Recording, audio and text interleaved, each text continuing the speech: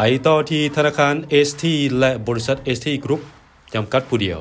มอบ2ตื้อกีบสนับสนุนการแข่งขันเตะบานทรายสิงค์ขันประธานนายกรัฐมนตรีแห่งสปป.ลาวระหว่างปี 2025 หา 2027 วันที่ 13 มังกร 2026 อยู่สำนักงานใหญ่ธนาคาร ST ได้จัดพิธีเซ็นสัญญาให้การสนับสนุนการแข่งขันเตะบานทรายสิงค์ขันประธานนายกรัฐมนตรีแห่งสปป.ลาวระหว่างสหพันธ์บันเตแห่งชาติลาวกับธนาคาร ST และบริษัท ST Group จำกัดผู้เดียวให้เกียรติเข้าร่วมมีท่านไซยาไซสุริวงศ์รองประธานสภาบริหารธนาคาร ST และบริษัท ST Group จำกัดท่านเอกราชรัตนจารย์รักษาการผู้อำนวยการธนาคาร ST ท่านวิเพชรศรีหจักรประธานสหพันธ์บันเตแห่งชาติพร้อมด้วยคณะที่เกี่ยวข้องและพนักงานทั้งสองฝ่ายเข้าร่วมเป็นสักขีพยานท่านวิเพชรศรีหจักรประธานสหพันธ์บันเตแห่งชาติลาวได้กล่าวแสดงความขอบใจอย่างสูงมายังทั้งสองคณะบริหารงานของธนาคาร ST และบริษัท ST Group จำกัดผู้เดียวที่ได้ให้ความไว้วางใจสหพันธ์บันเตแห่งชาติโดยการให้ทุนสนับสนุนเพื่อมามูลใส่ปิ่นอ้อมจัดการแข่งขันเป็นระยะเวลา2ฤดูกาลระหว่างปี 2025 หา 2027 ถือว่าเป็นการให้การสนับสนุนครั้งที่2ก่อนหน้านี้เคยให้การสนับสนุนสหพันธ์บันเตแห่งชาติในการเป็นเจ้าภาพจัดการแข่งขันเตะบานทรายซิงแซมอาซีหุ่นอายุบ่เกิน20ปีรอบคัดเลือกที่สปป.ลาวเป็นเจ้าภาพในปี 2022 การสนับสนุนครั้งนี้บ่เพียงแต่ช่วยส่งเสริมพัฒนาวงการบานเตะลาวแต่ยังช่วยพัฒนาเวียกงานสังคม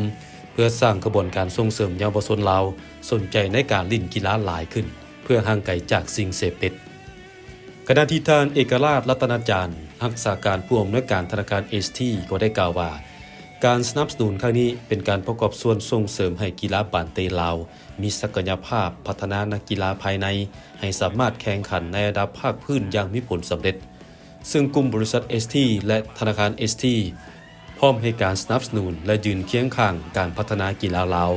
มอบการบริการที่ดีผลิตภัณฑ์ที่ทันสมัยปลอดภัยมั่นคงให้พ่อแม่พี่น้องประชาชนโอกาสนี้ท่านวิเพชรศรีหจักรได้แจ้งให้สื่อมวลชนรับทราบอย่างเป็นทางการว่าการเข้ามาสนับสนุนการแข่งขันของธนาคาร ST และบริษัท ST Group เฮ็ดให้ทางสหพันธ์บันเตแห่งชาติปรับเงินรางวัลชนะเลิศจากจำนวน200ล้านกีบในฤดูกาลผ่านมาเป็น300ล้านกีบในฤดูกาลนี้ส่วนรองชนะเลิศจาก50ล้านกีบมาเป็น100ล้านกีบการแข่งขันเตะบานทรายสิงค์ขันประธานนายกรัฐมนตรีแห่งสปป.ลาวฤดูกาลนี้จัดขึ้นระหว่างวันที่22ธันวาคม2025หาวันที่17มังกร2026ซึ่งในปีนี้ประกอบมี19สโมสรเข้าร่วมโดยประกอบมี9สโมสรจากลาวลีก1และ10สโมสรจากลาวลีก2ปัจจุบันการแข่งขันมาฮอดโค้งสุดท้ายนัดชิงชนะเลิศและเป็นการพบกันระหว่างสโมสรกองทัพพบกับเอสราแซมเก่า